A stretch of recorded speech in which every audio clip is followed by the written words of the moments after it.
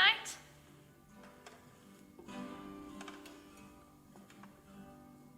It's waning, a 3/4 moon, like a coin held between your thumb and forefinger.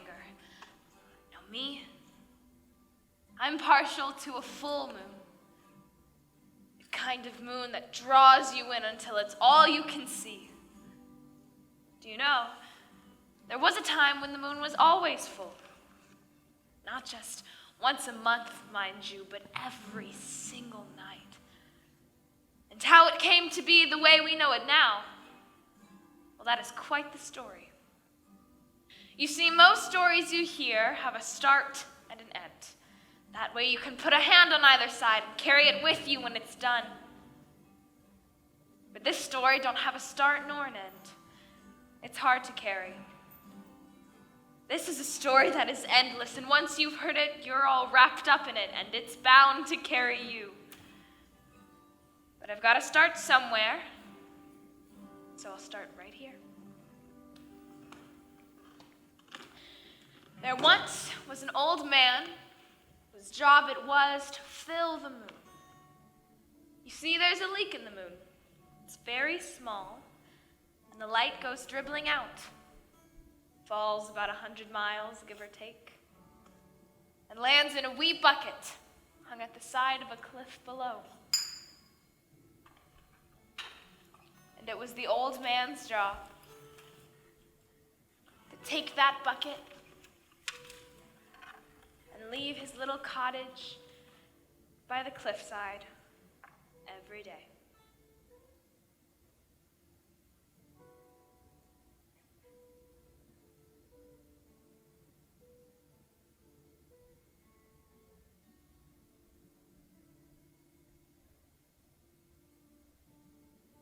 Climb up into the sky.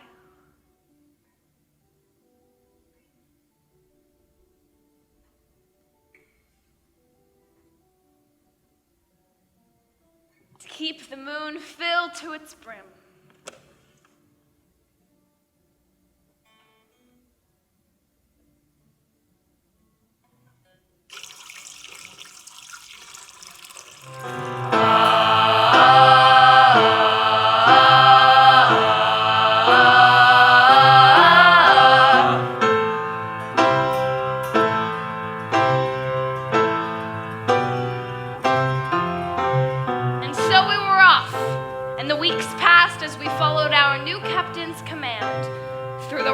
Waters of the West. Captain, there's a giant coral reef ahead of us. It could cut us to ribbons. Shall we go around it? Straight through. We can't afford to veer off course. But... West! Due west!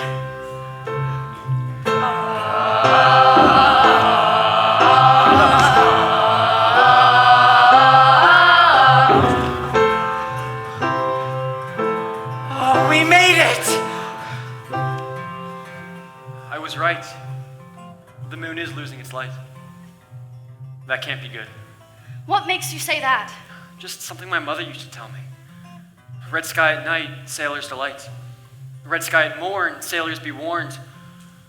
But if the moon starts losing its light, well, come to think of it, my mom didn't have a turn of phrase for that. Now that can't be good.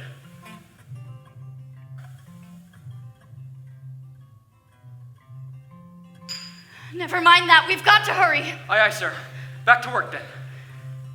Captain, we're fast approaching shark-infested waters. Man-eaters the size of horse carts. Straight through. They'll get out of the way if they know what's good for them. But Captain! Straight through! Aye, aye, sir. Oh, here they come. Oh, they're hungry, you can just tell. Look at them swarming. There must be dozens of them. Sweet mother of a double malt scotch, they're jumping out of the water! Ah!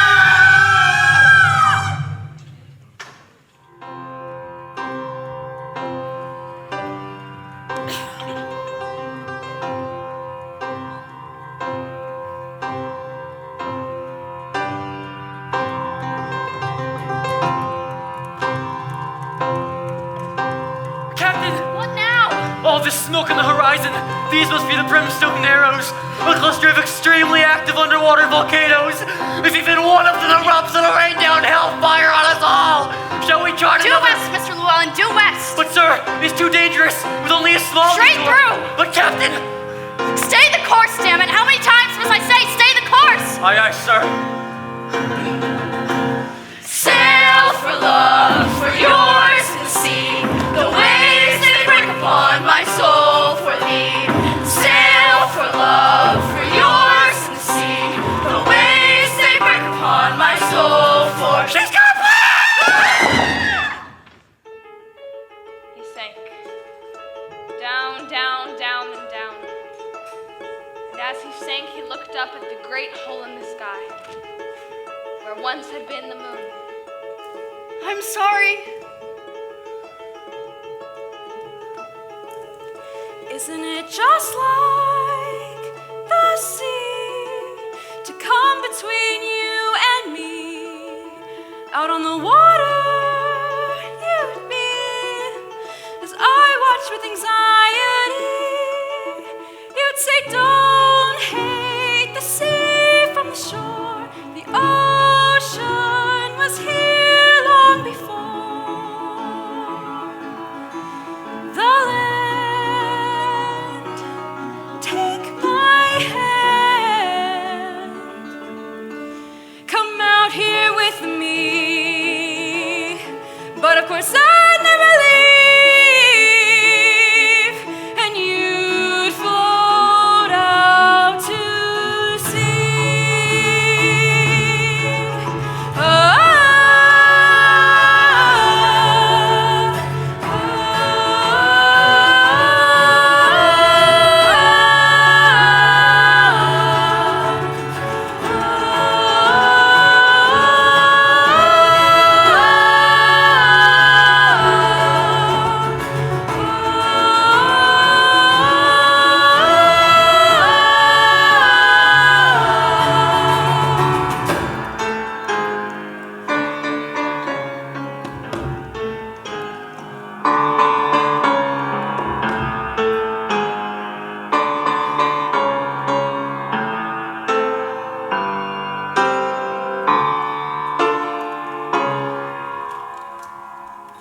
Oh no, your face! You must be so confused. Lord knows I was. Where am I? Where am I?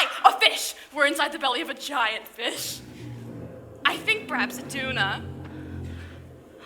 Am I dreaming? They have been known to get pretty large. Who are you? Hello, how are you feeling? How's your head? A bit sore. Aha! It feels as if the ground's moving. Yes, well, We're flying! yes, in the air! Welcome aboard. The air balloon. Dirigible. Nobody knows what that means! It means air balloon! I didn't catch your name. Solomon Bartley. Solomon and Bartley Montgolfier.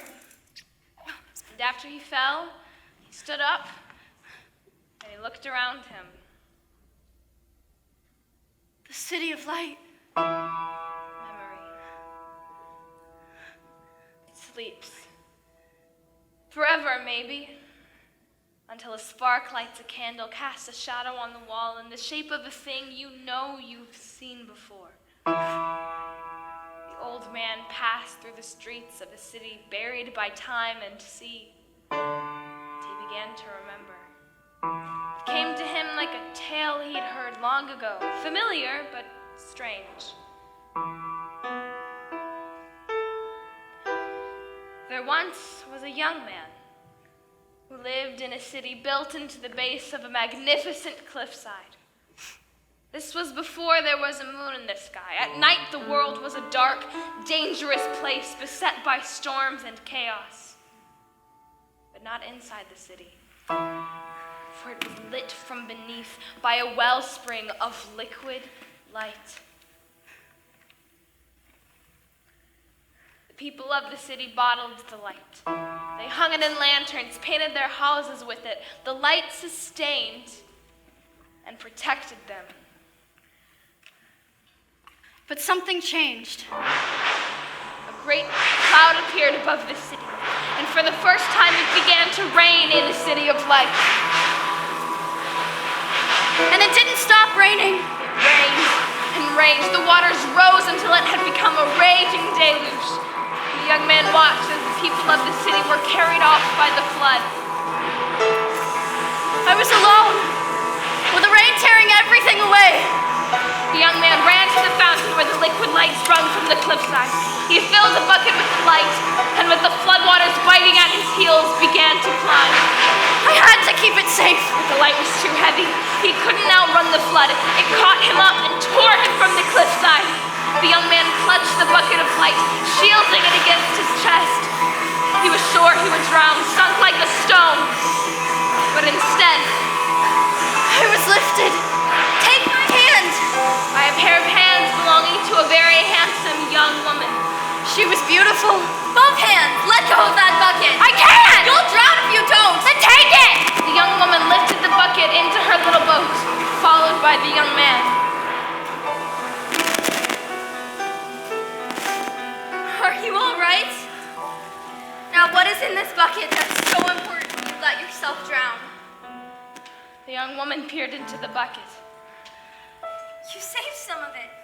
I had to keep it safe. The young woman looked at the bucket and then up into the sky. There. She said, pointing. We'll hang it in the sky to keep it safe. And so, I built a lantern, and she built a tall ladder. And together we climbed into the sky and hung the lantern there, filled to the brim with liquid light.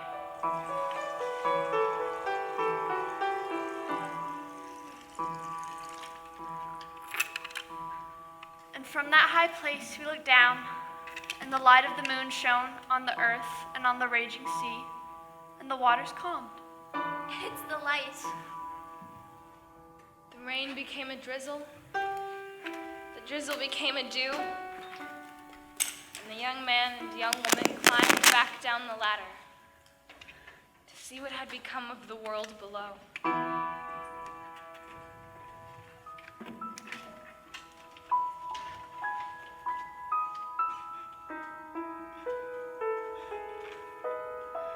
Everything was gone. Everyone was gone. Except for the two of us. When the young man heard a sound,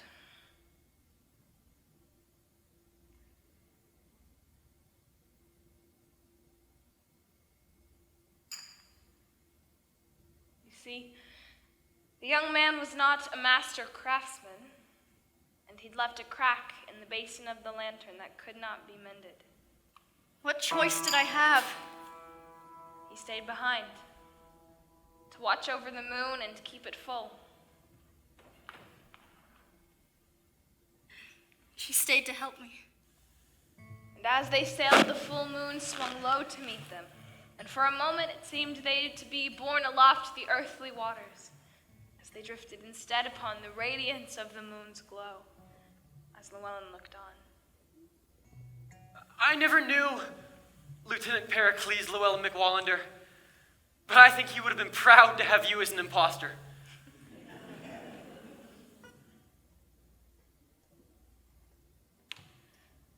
And then they were off.